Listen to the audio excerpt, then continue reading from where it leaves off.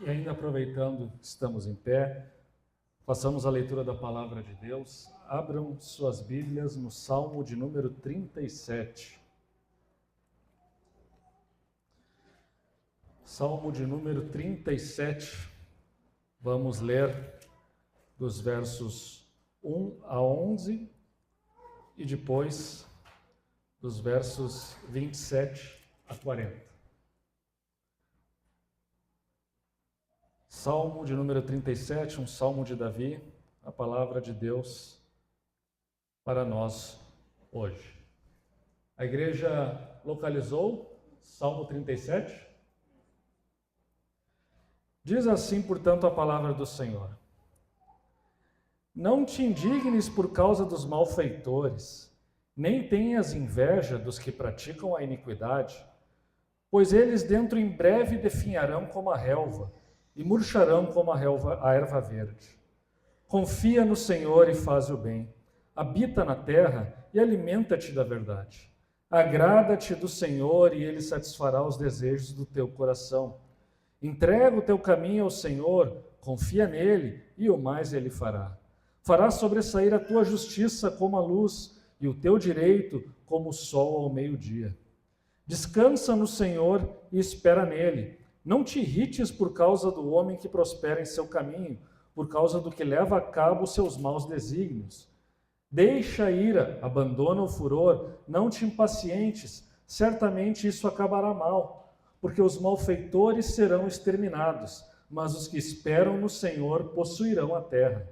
Mais um pouco de tempo e já não existirá o ímpio, procurarás o seu lugar e não o acharás, mas os mansos herdarão a terra e se deleitarão na abundância de paz. Agora do 27 ao 40. Aparta-te do mal e faze o bem, e será perpétua a tua morada, pois o Senhor ama a justiça e não desampara os seus santos. Serão preservados para sempre, mas a descendência dos ímpios será exterminada. Os justos herdarão a terra, e nela habitarão para sempre. A boca do justo profere a sabedoria, e a sua língua fala o que é justo. No coração tem ele a lei do seu Deus, os seus passos não vacilarão. O perverso espreita ao justo e procura tirar-lhe a vida, mas o Senhor não o deixará nas suas mãos, nem o condenará quando for julgado. Espera no Senhor, segue o seu caminho, e ele te exaltará para possuíres a terra. Presenciarás isso quando os ímpios forem exterminados. Vi um ímpio prepotente a expandir-se qual cedro do Líbano. Passei e eis que desaparecera. Procurei-o e já não foi encontrado. Observa o homem íntegro, atenta no que é reto, porquanto o homem de paz terá prosperidade. Quanto aos transgressores, serão a uma destruídos. A descendência dos ímpios será exterminada. Vem do Senhor a salvação dos justos. Ele é sua fortaleza no dia da tribulação. O Senhor ajuda e os livra. Livra-os dos ímpios e os salva, porque nele buscam refúgio. Até aqui a palavra do Senhor. A igreja pode tomar assento.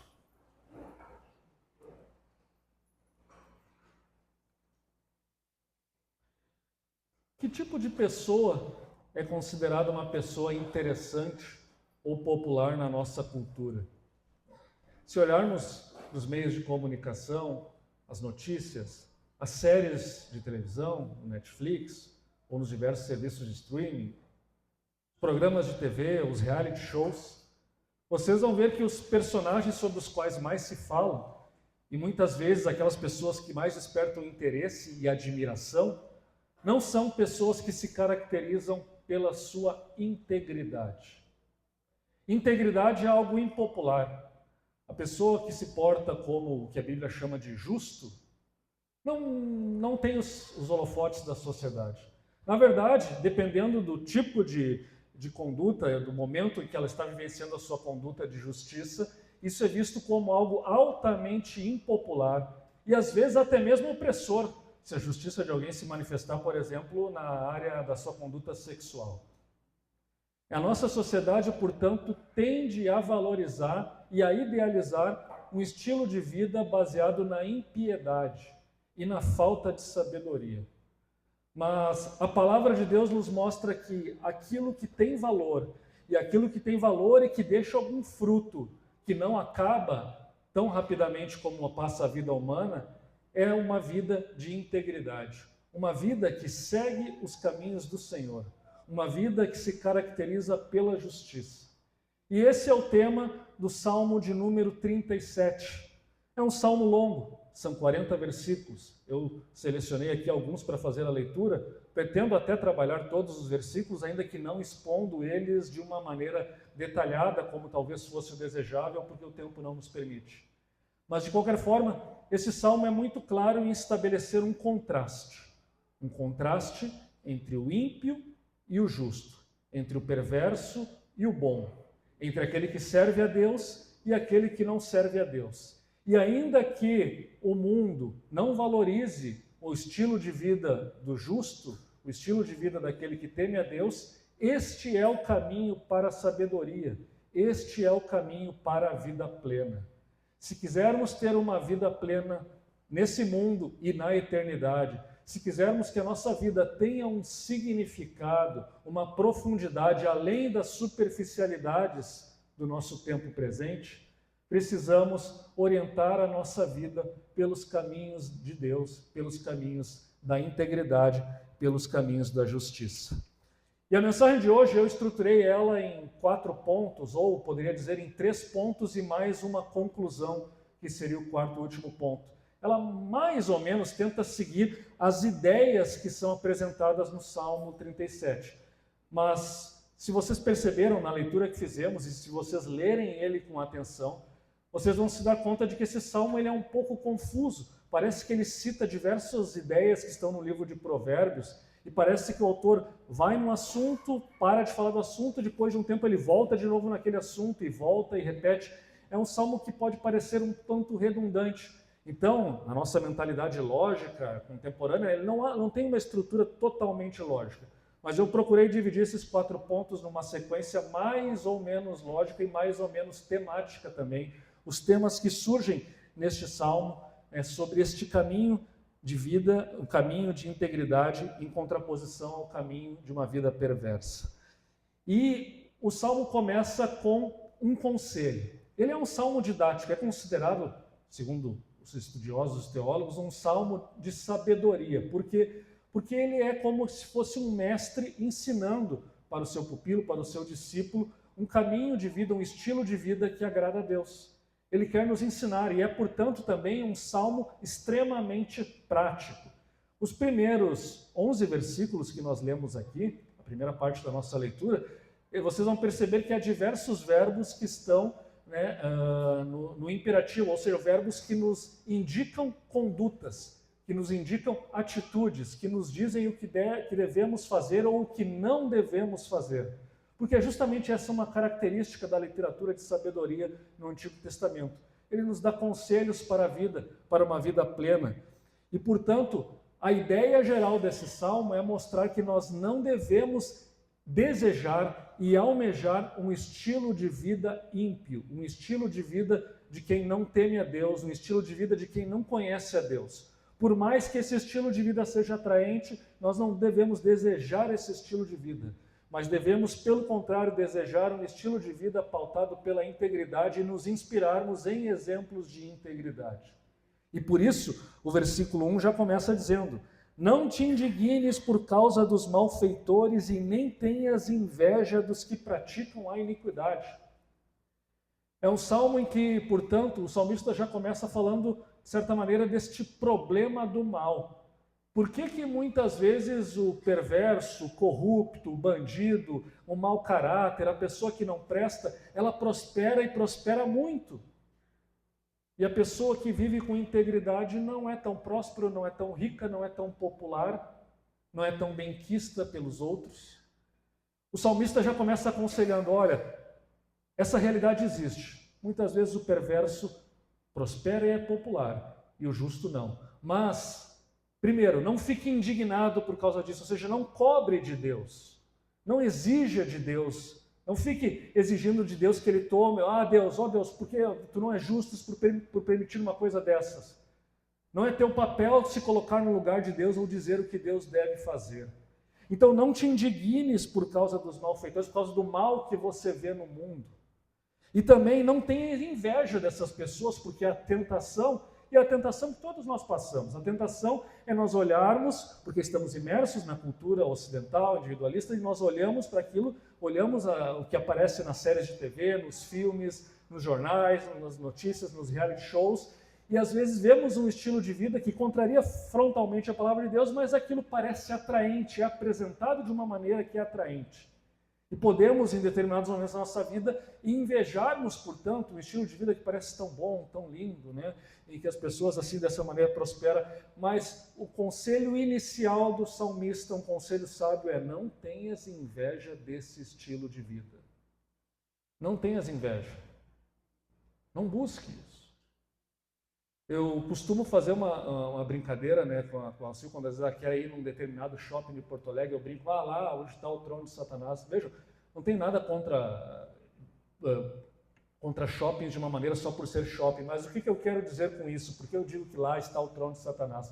Porque geralmente os grandes shoppings com suas grandes lojas, eles querem nos induzir a desejar um estilo de vida que nós ou não podemos ter, ou se pudéssemos, não deveríamos ter. É um estilo de vida, muitas vezes, que leva à futilidade, a uma vida vazia, ou às vezes em que nós fazemos coisas, fazemos o mal ao próximo para podermos alcançar aquele estilo de vida que desejamos. E aquele estilo de vida que o shopping muitas vezes nos estimula a desejar. Veja, longe de mim dizer, eu sei que a atividade econômica ela é importante, não é disso que eu estou falando, mas o que eu estou falando é que muitas vezes a cultura do nosso tempo ela se traduz muitas vezes no comércio e no estilo de vida que ele procura promover. E se nós estamos lá frequentemente, nós nos deixamos, portanto, levar por esse desejo de ter esse estilo de vida, que não é um estilo de vida que foi feito para nós. A nossa sociedade nos dá, portanto, muitos desafios nesse sentido. E o primeiro conselho sábio, o primeiro verbo imperativo é: não tenhas inveja desse estilo de vida. Não busque para você esse estilo de vida. Se você não pode ter e se você não deve ter, não busque isso. E por que não devemos buscar? A resposta está no verso 2. O ímpio, o malfeitor, aquele que talvez é admirado pela sociedade, apesar de toda a sua maldade, ou porque fez uma maldade para conseguir alcançar aquele estilo de vida próspero, ele em breve definhará como a relva e murchará como erva verde. Aqui a figura de linguagem é a seguinte: na região de Israel, no inverno no inverno e no outono, florescia uma graminha verde. Só que no verão, no calor, pensem num clima mais seco que o nosso e que faça talvez até mais calor do que o que está fazendo aqui no Rio Grande do Sul nesse mês de fevereiro. O calor, o que ele faz com a erva verde, com a relva verde? Ele mata. Sol demais mata as plantas. E é o que acontece em Israel. No inverno está lá a graminha verde, no outono está lá a graminha verde, mas vem o verão, mata completamente, ela seca. E o salmista está comparando a prosperidade do ímpio, o estilo de vida do ímpio com isso. É como aquela grama. Ela cresce, todo mundo olha aquilo, acha bonito, todo mundo acha bonito, mas logo passa o seu tempo. Logo ela murcha. Logo ela, portanto, deixa de ter a sua beleza. Os ímpios serão assim, eles definharão e murcharão como a relva verde. Mas nós, humanos que somos, impacientes como somos, não vemos muitas vezes isso acontecer ou não temos paciência para esperar ver isso acontecer. Nós nos baseamos naquilo que vemos e não pelos olhos da fé. Aos olhos da fé é isso que acontecerá, mas nós ficamos aqui e ficamos cobrando Deus, ó Deus, por que assim, por que assim, por que assim? E de fato, nós vemos tanta injustiça e tanta impiedade no mundo e nós queremos que seja feita justiça. Nós queremos que os perversos sejam julgados.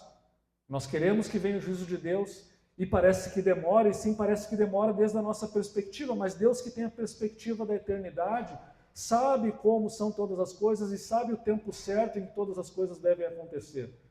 Mas a Escritura garante que o ímpio e seu estilo de vida ímpio não perdurarão, eles murcharão, o seu tempo passará. E assim vem outro verbo e outro conselho que é dado para o discípulo, para aquele que serve o Senhor. Confia no Senhor e faze o bem. Ao invés de questionar a Deus e dizer, olha Deus, por que não é justo, isso não está certo, eu procuro fazer o bem, mas olha lá, aquele que não faz o bem está melhor do que eu, isso não é certo, isso não é certo. Em vez de ficar murmurando contra Deus, nós somos chamados a confiar no Senhor e fazer o bem. Se o ímpio faz o mal, o problema é dele. Eu vou fazer o bem. Eu sou chamado a fazer o bem e eu não sou desculpado e não tenho pretexto para fazer o mal só porque outras pessoas fazem o mal. Eu não posso ficar olhando o outro e dizer, ele não faz o que deveria fazer. Ele é mau, ele oprime as pessoas, portanto agora eu também vou ser mais relaxado. Não, a Escritura não nos dá licença para isso. A Escritura, pelo contrário, diante dessa realidade, dessa aparente injustiça das coisas, a Escritura nos chama a confiar no Senhor, e confiar no Senhor significa fazer o bem, praticar o bem, viver com justiça, viver com integridade. Habita na terra e alimenta-te da verdade. A verdade, meus irmãos, a verdade nós encontramos na Escritura, a verdade nós encontramos em Jesus Cristo. Somos chamados a nos alimentarmos dessa verdade para que essa verdade purifique a nossa mente e para que, portanto, nosso coração não fique tomado pela inveja em relação à prosperidade do ímpio ou ao estilo de vida do ímpio ou aquilo que o mundo oferece. Não, eu não sou seduzido por isso, mas eu agora me alimento da verdade, eu confio no Senhor e confio na sua justiça e confio na sua bondade contra todas as aparências. Próximo verbo, no versículo 4, agrada-te. E que versículo mais distorcido esse, hein? Como as pessoas usam esse versículo de uma maneira distorcida?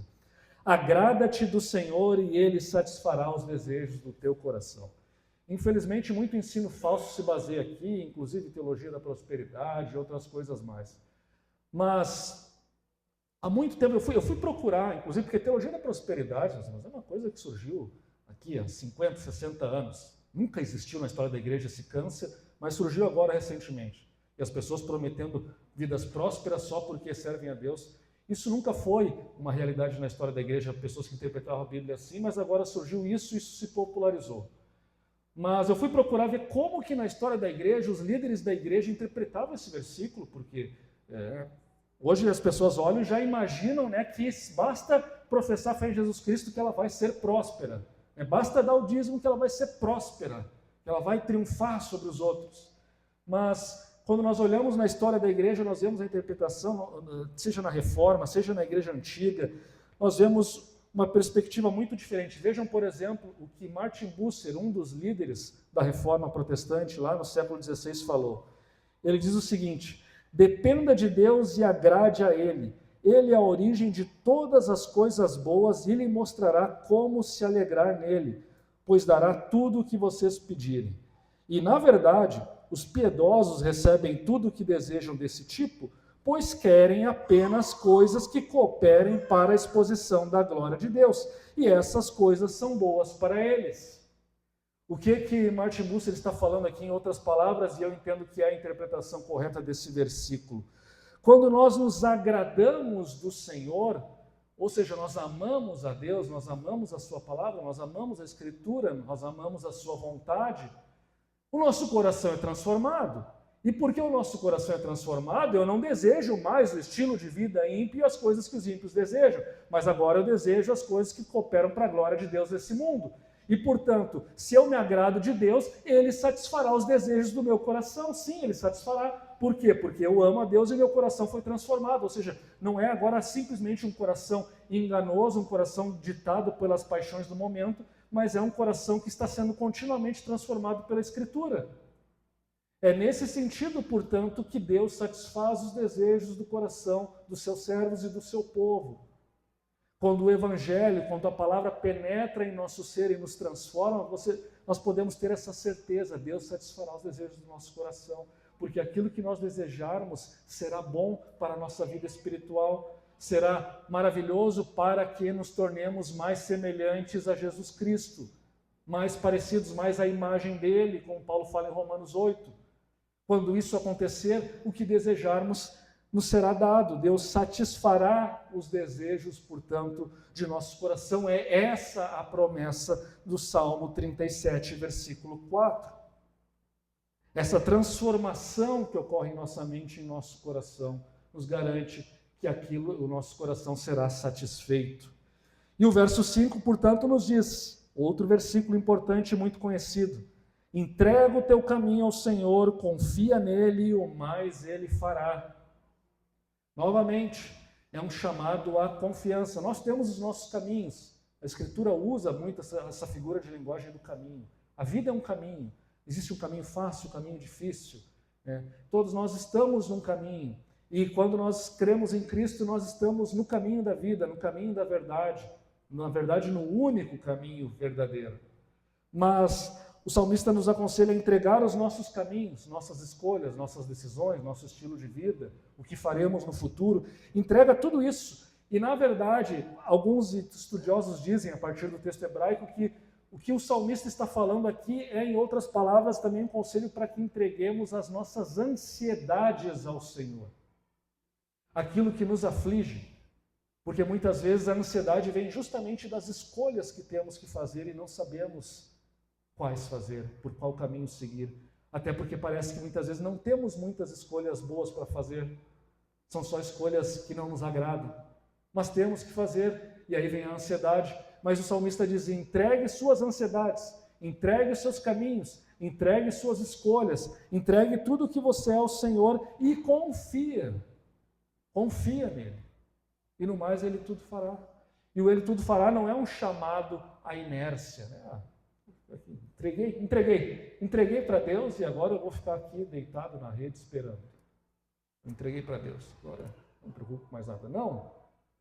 O entregar o caminho não é um chamado, um convite à preguiça, um convite à desídia ou um convite à inércia. É, na verdade, um chamado a entregar as nossas escolhas a Deus, a deixar que Ele oriente as nossas escolhas, a deixar que a Sua palavra oriente-nos quanto àquilo que devemos fazer e o que devemos desejar, e confiar que Ele vai nos conduzir e que os caminhos que Ele nos aponta e que Ele nos ensina e que Ele nos conduz são caminhos que valem a pena. São caminhos que, por mais difíceis e duros que sejam, são caminhos que vão nos conduzir a uma vida plena e verdadeira, e não uma vida fútil e passageira. Se fizermos isso, podemos ter essa certeza. Ele fará, e Ele vai conduzir a nossa vida no melhor caminho. A palavra confiança, o Antigo Testamento não costuma usar a palavra fé, mas ele usa a palavra confiança, que é quase, não é exatamente, mas é quase um sinônimo. É essa ideia. Ter fé em Deus é confiar em Deus, confie em Deus. E o problema nosso, o problema do homem contemporâneo é que nós não confiamos em Deus o suficiente.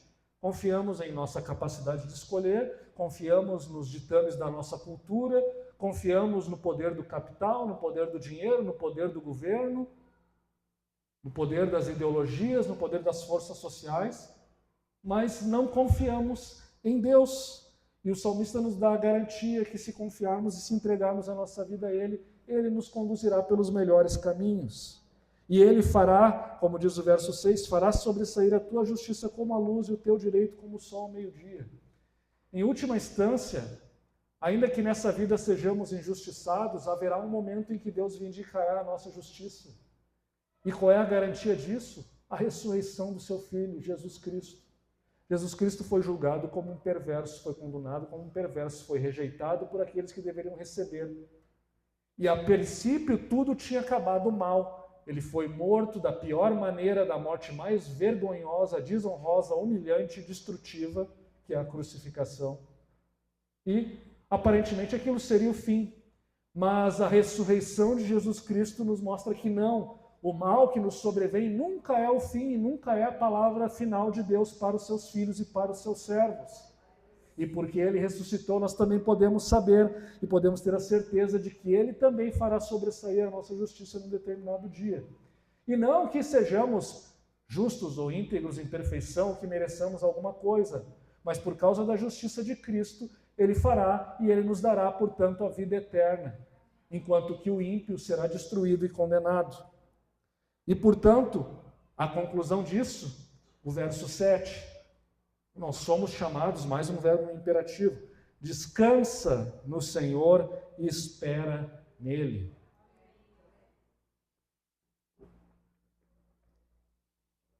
Se Deus fará sobressair a nossa justiça, eu devo descansar nele. É a ele que eu me reporto. Não é as outras pessoas, não é os demais, é a ele. É ele que vai me indicar. É ele que vai me salvar. E eu posso, portanto, descansar e eu posso esperar nele. A luta humana muitas vezes é a nossa luta, né? Nós queremos fazer nossos esforços de autossalvação, é os nossos esforços para sermos aceitos pelos outros, é os nossos esforços para sermos amados, é os nossos esforços para prosperarmos materialmente. Mas o salmista diz, não, descansa, descansa no Senhor, espera nele, espera nele. E novamente ele retoma o conselho lá do versículo 1, e não te irrites por causa do homem que prospera no seu caminho, que leva a cabo os seus maus desígnios. Ou seja, sim, não é certo, não é justo, e todos nós sabemos, e nós vemos, muitas vezes a gente pensa no nosso cenário, na nossa sociedade, na política, em tantas coisas, na criminalidade, tantas coisas que nos indignam completamente, sim. Que bom que ainda existe alguma esperança de justiça, e esperamos que Deus faça justiça, mas apesar de tudo isso, nosso coração não pode ficar de tal maneira que a única coisa que fica em nós é ódio, raiva, rancor. Nós temos que tirar isso, porque isso apenas vai nos destruir, isso apenas vai nos consumir por dentro. Então, novamente o chamado, não te irrites. Se preocupe contigo mesmo, se preocupe com aquilo que você tem que fazer, se preocupe com a sua vida íntegra. Mas não te irrites por causa do ímpio. Deixa a ira, verso 8, abandona o furor e não te impacientes. Novamente, a nossa impaciência, nós somos como, essa é uma figura de linguagem interessante, né? Uma ilustração interessante, nós somos como um paciente que está numa emergência, com dor, aguardando atendimento médico, a medicação. Da perspectiva do paciente, não importa se o médico demorar 1 minuto, 10 minutos para atender ou para aplicar uma medicação para dor, aquilo parece uma eternidade. Nós estamos impacientes porque nós estamos com dor e nós não aguentamos, mas parece que demora muito por causa da nossa condição frágil, por causa da dor que estamos sofrendo. Da mesma forma, quando estamos com fome e a comida demora para ser servida no restaurante, ou na verdade não demora, na verdade nós é que estamos com muita fome, estamos impacientes por causa da fome. É a nossa fraqueza que muitas vezes que nos leva a murmurar contra Deus, porque da nossa perspectiva, de fato, Deus parece que está demorando demais, mas da perspectiva da eternidade, tudo está no seu tempo certo, e Deus não está demorando, e Deus não está atrasado. Deus não está lá dormindo, não está lá descansando, esperando, ou abandonou o mundo à sua própria sorte. Não, Deus está agindo e vai agir no tempo certo. Portanto, não te impacientes. A nossa fraqueza nos leva à impaciência, mas não te impacientes. Deixa ir e abandona o furor. Até porque a nossa impaciência, o nosso furor, a nossa ira, como diz o salmista, isso certamente acabará mal. Alguns dizem que o salmista está falando aqui do estilo de vida do ímpio, mas outros dizem que ele está falando aqui, na verdade, da nossa impaciência contra o mal. Na verdade, as duas coisas são verdadeiras. Tanto o caminho do ímpio acabará mal, quanto também a nossa impaciência, o nosso furor e a nossa ira. Até porque muitas vezes, se queremos fazer justiça com as próprias mãos, nós nos tornamos pessoas amarguradas, vingativas, destrutivas, e também nós acabamos trazendo muitas vezes a ira também da própria autoridade, da sociedade, enfim, de outras pessoas, para nós encontramos problemas que poderíamos não encontrar se fôssemos mais pacientes e esperássemos o momento em que Deus vai agir. E veja, novamente, isso aqui não é um chamado à inatividade, não é um chamado a parar, a deixar de lutar por aquilo que no dia a dia nós temos direito ou que fazemos jus, buscar o que é certo, o que é correto, é um chamado nosso.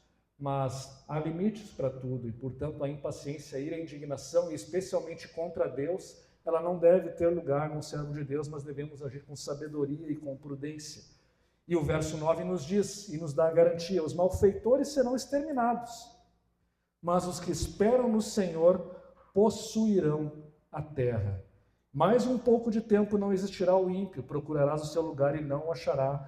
Mas, e aqui uma passagem que Jesus vai citar no Sermão da Montanha, mas os mansos herdarão a terra e se deleitarão na abundância de paz.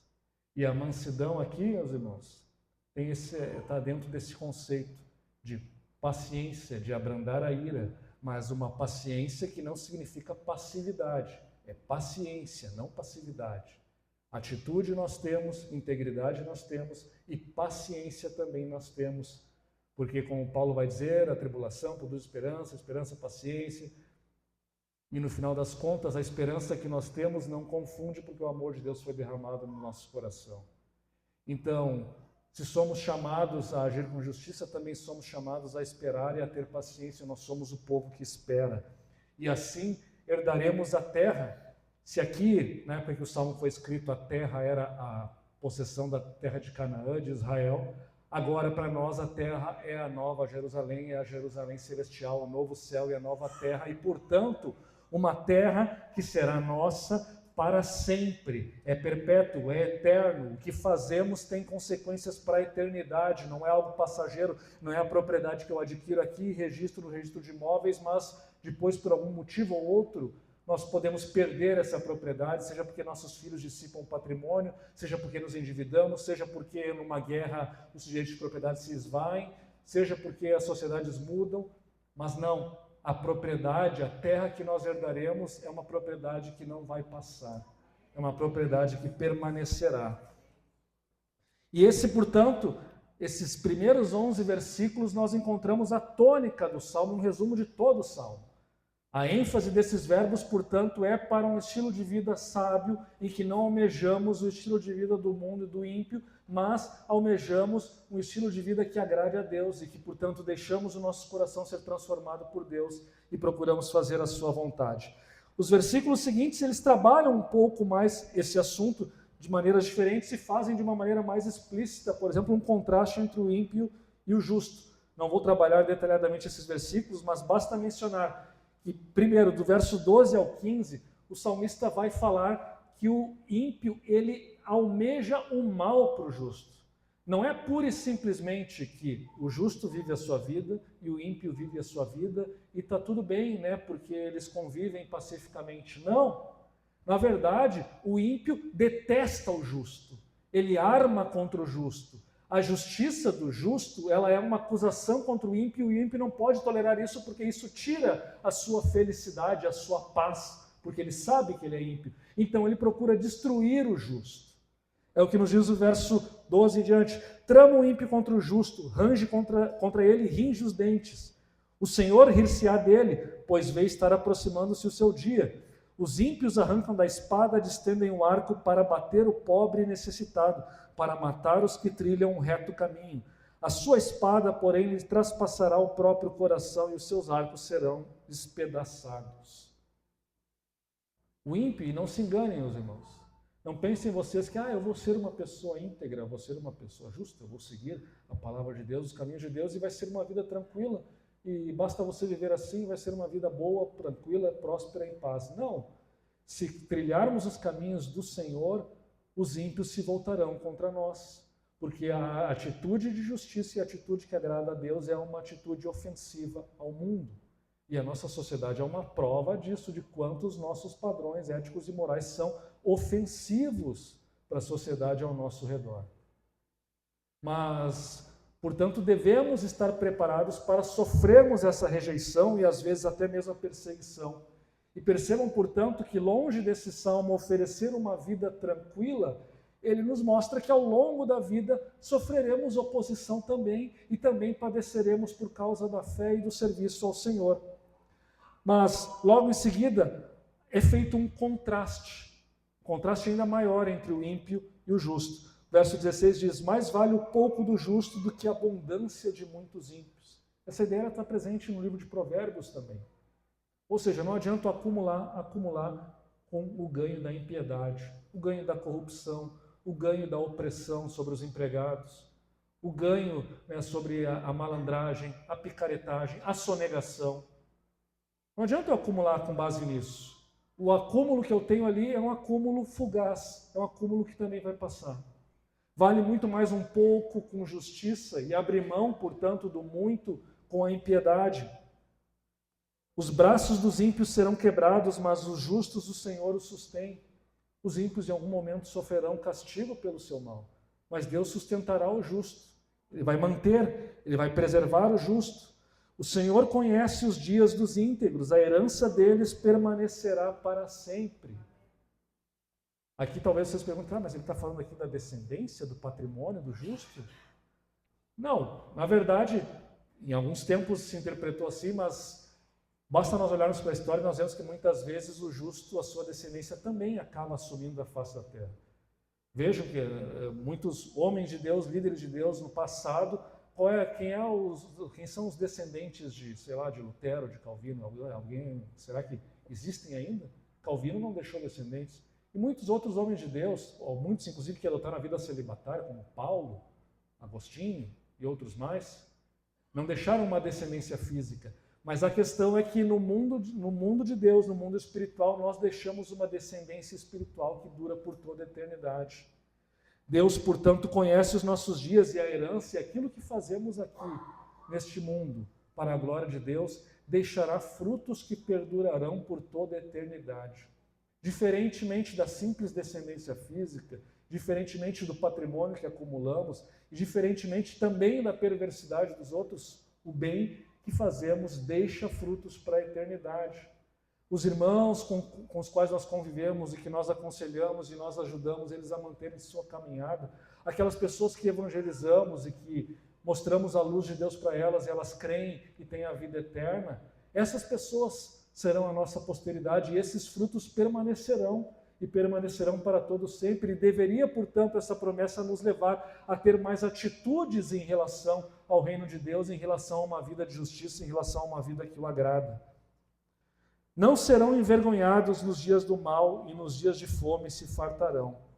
Os ímpios, no entanto, perecerão. Os inimigos do Senhor serão como o viço das pastagens, serão aniquilados e se desfarão em fumaça. O ímpio pede emprestado e não paga. O justo, porém, se compadece e dá. E aqueles a quem o Senhor abençoa possuirão a terra. Serão exterminados aquele a quem ele amaldiçoa. O Senhor firma os passos do homem bom e no seu caminho se compraz. Se cair, não ficará prostrado, porque o Senhor o segura pela mão. Então percebam os vários contrastes que existem entre o ímpio e o justo, tanto na proteção quanto na sua atitude. E novamente, em diversos momentos, o salmista repete: aqueles a quem o Senhor abençoa possuirão a terra. Novamente, promessas que vão além, promessas que vão para a eternidade. Enquanto que aqueles que Deus amaldiçoa, aqueles que são ímpios, Deus os exterminará, Deus os julgará. E ele firma os passos do homem bom e se compraz no seu caminho. E percebam, se cair, não ficará prostrado. Percebam que o salmista reconhece a possibilidade de queda. Ele reconhece a possibilidade de sofrimento. Ele reconhece a possibilidade de passar por momentos difíceis nessa vida. Mas ele diz também que se o justo cair, ele não ficará prostrado. Em outras palavras, aquilo que eu falei antes, a miséria, a pobreza, a morte, o sofrimento, a enfermidade, elas não são a palavra final do Senhor para o justo. Ainda que elas existam, e o salmista deixa claro que isso existe na nossa vida, ainda assim, Deus não dará a sua palavra final por meio dessas coisas. E por isso, é assim que nós devemos interpretar os versos 25 e 26, também versos que muitas vezes são tirados do seu contexto. Fui moço, agora sou velho, porém jamais vi o justo desamparado, nem a sua descendência mendigar o pão. É sempre compassivo e empresta, e a sua descendência será uma bênção. Então algumas pessoas dizem, veja bem, o justo ele não pode ser pobre, porque Davi aqui está dizendo, esse salmo é de Davi está dizendo que agora na velhice ele nunca viu um justo mendigar um pão. Mas a pessoa que fala isso, ela já está contrariando a Escritura. Ou vocês nunca ouviram falar da palavra do rico e do Lázaro? Nunca ouviram falar dessa parábola? E onde é que estava o rico e onde é que estava Lázaro? E o que Lázaro era? Um mendigo e talvez um dos piores tipos de mendigo. Não só mendigo, mas doente, cheio de doença, rodeado por cães, que eram animais imundos. E ele entrou no seio de Abraão, ou seja, ele foi um justo. Ai, como que Deus permitiu que um justo passasse por isso? Então vem aí os ideólogos da prosperidade, vem dizer que Deus nunca vai permitir que um justo passe por isso. Bom, mas nós temos um exemplo claro na Bíblia de que isso aconteceu. Comentando sobre isso, também Calvino diz, olha, existem inúmeros exemplos na história de pessoas justas e íntegras que passaram necessidade, que foram para a pobreza, que mendigaram.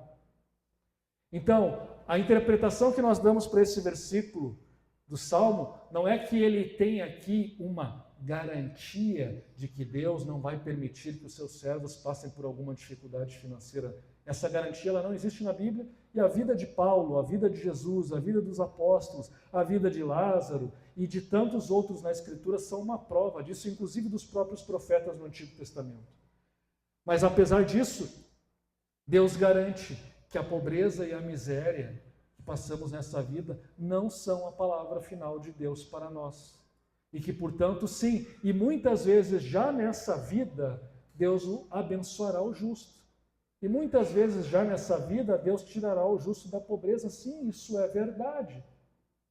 E os provérbios muitas vezes falam isso, e sim, a prosperidade material, sim, pode ser bênção de Deus, sim. E Deus fará isso muitas vezes nessa vida, sim. Agora, fará com todos? Não. Por quê? Não sei. Deus é Deus e eu sou homem. Sou um pastor que estuda a Escritura, que entende que o Espírito Santo nos guia, mas essa resposta não nos foi dada na Escritura. O nosso mundo, as pessoas, Deus lida com cada pessoa de uma maneira diferente. As pessoas são desiguais, a nossa sociedade é desigual, as pessoas já nascem em uma condição desigual. E por que Deus quer que as coisas sejam assim? Não sabemos. Mas sabemos que Deus é justo e fará justiça. E Ele promete isso na Escritura e Ele fará assim.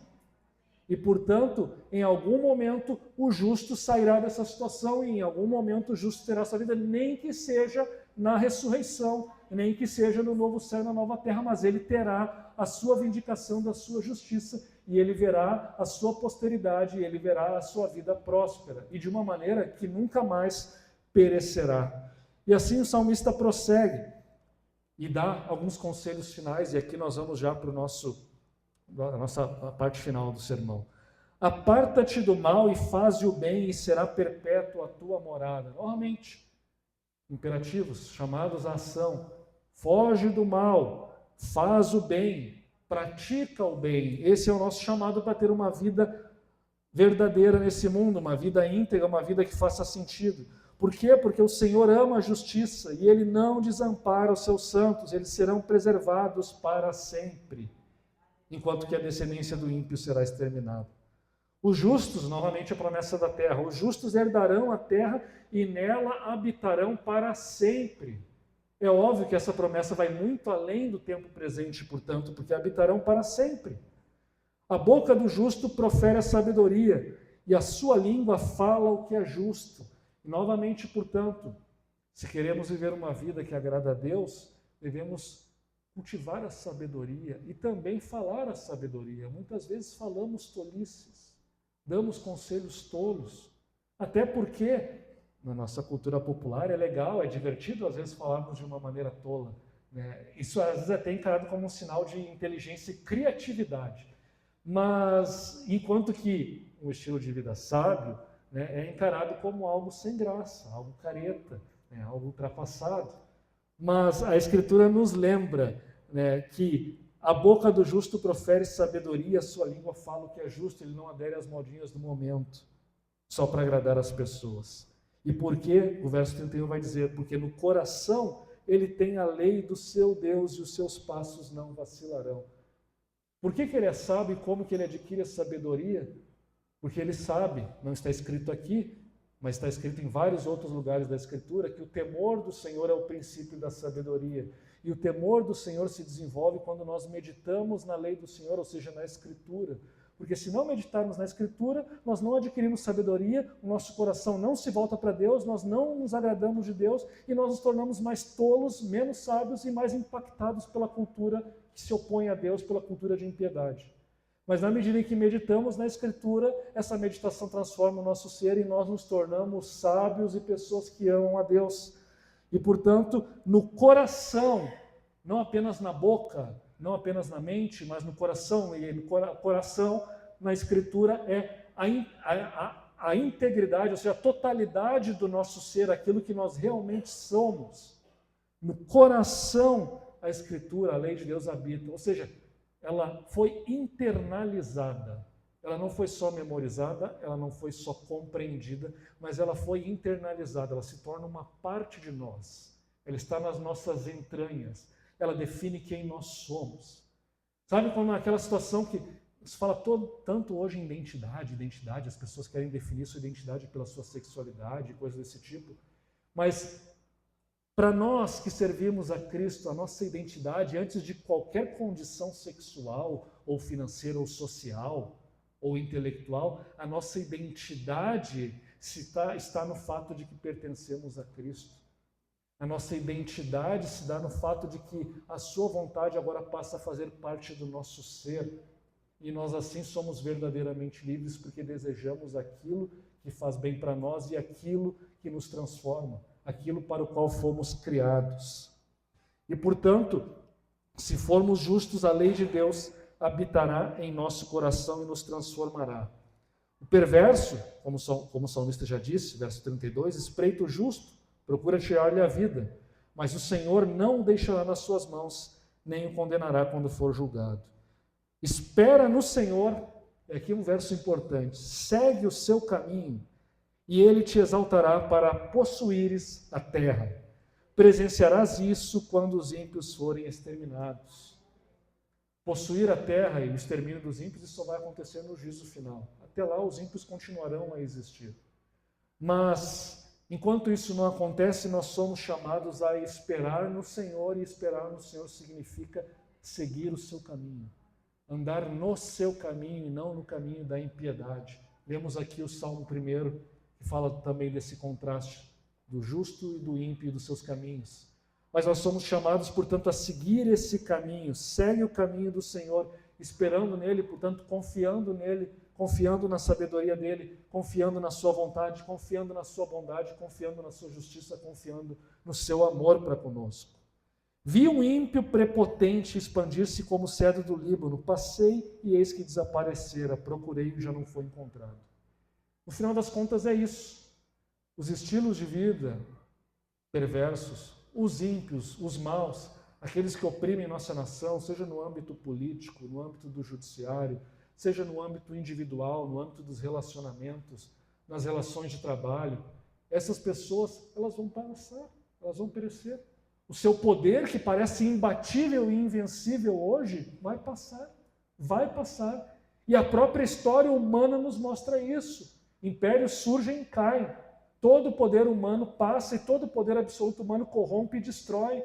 E essas pessoas passam e muitas vezes sequer a lembrança delas, sequer a memória. E muitas vezes a memória que se tem delas é uma memória para o mal, uma memória ruim. Aquele de fato era um perverso, aquele de fato era uma pessoa ruim. Portanto, esse é o fim do ímpio e não devemos almejar viver como eles. Mas, pelo contrário, e aqui os versos finais. E eu já, à medida em que estou expondo, vocês perceberam que essa pregação é muito prática e por isso eu não farei aplicações, porque as aplicações elas já estão no próprio texto. Observa o homem íntegro e atenta no que é reto, porquanto o homem de paz terá posteridade. Talvez esse versículo, que é o último conselho que o salmista dá ao seu discípulo, possa resumir muito daquilo que foi todos os outros verbos que nos foram ordenados, que nos foram falados. Observa o homem íntegro, ou seja, procure exemplos de integridade. O maior exemplo de integridade é Jesus Cristo.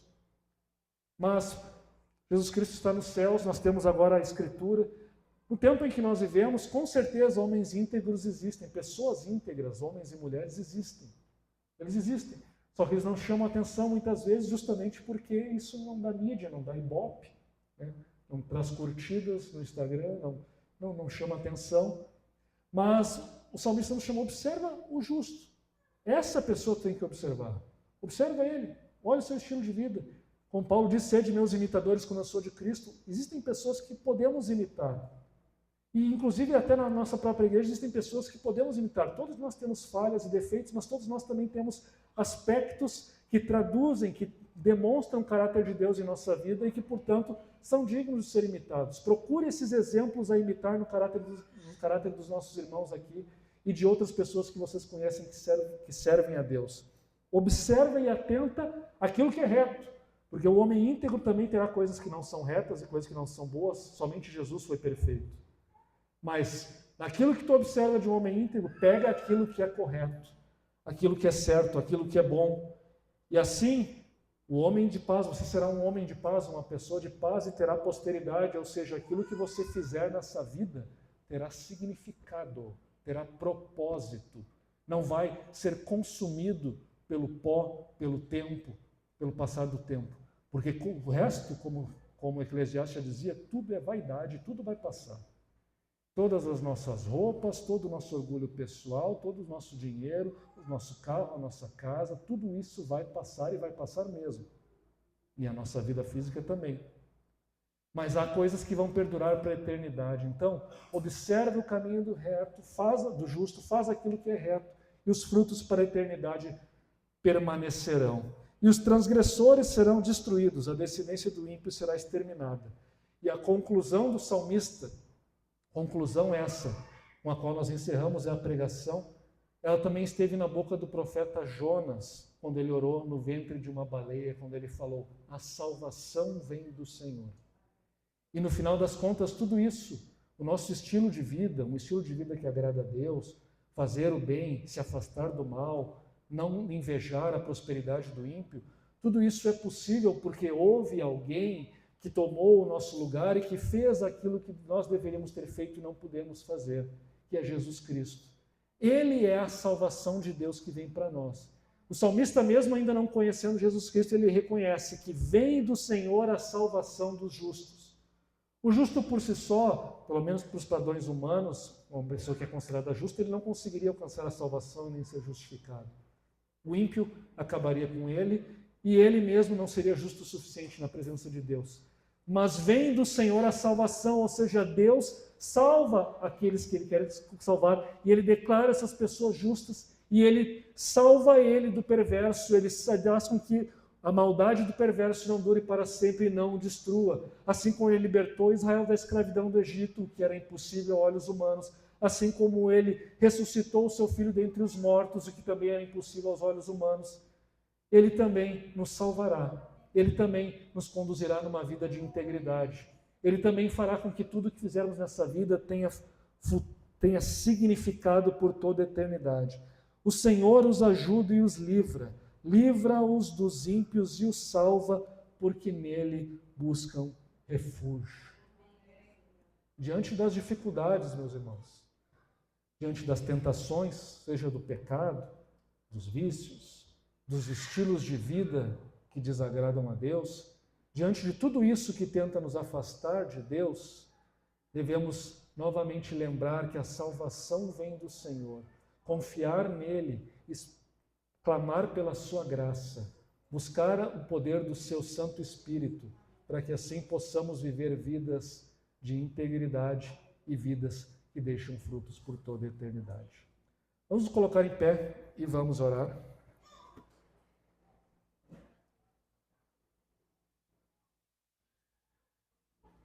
Deus eterno, Deus de amor e Deus de misericórdia, louvado seja o teu nome, Senhor. Ouvimos a tua palavra, uma palavra que fala aos nossos corações.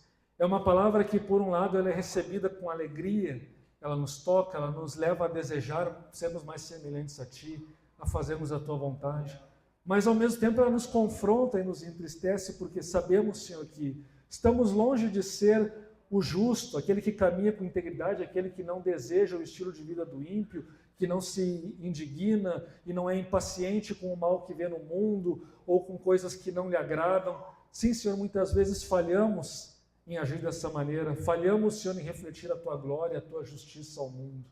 Mas nós oramos agora, Senhor, para que tu derrame abundantemente sobre nós o teu Espírito Santo, sobre os corações contritos, sobre os corações abatidos que estão aqui essa manhã. Se alguém, Senhor, não conhece o teu Filho Jesus Cristo, que o Teu Espírito Santo revele, que ele possa conhecer, ter fé no Teu Filho Jesus Cristo e assim ser justificado, ser salvo, poder estar na Tua presença. E aqueles que Te conhecem e Te servem, Senhor, possam ser renovados, Senhor, com a ação do Teu Santo Espírito em suas vidas, Senhor.